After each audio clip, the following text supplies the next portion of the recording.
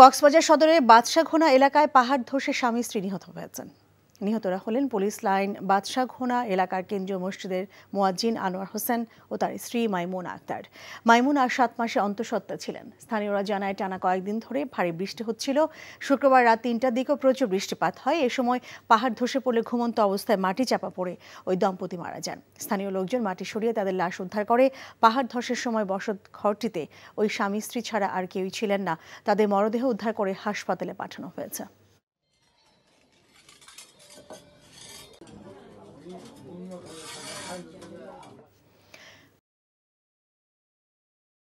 পুরো খাগা নাকরেন চারাবাগ খাগা নাকরেন চারাবাগ বড় ভাই কই যাবেন একদম শীতকালী বড় ভাই টান দিয়া যাবো খাগা নাকরেন চারাবাগ এই লাগু না ওস্তাদ জানে প্লাস্টিক ওস্তাদ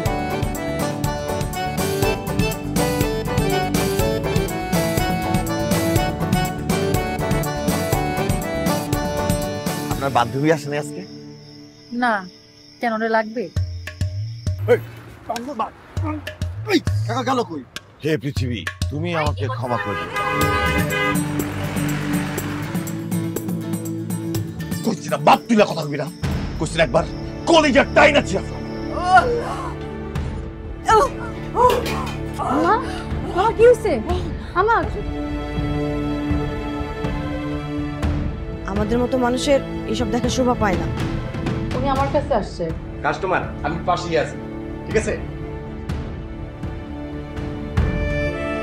আমি তোমার কতটা ভালোবাসি আমি তো মানুষ সুইটিরে ভালোবাসছি।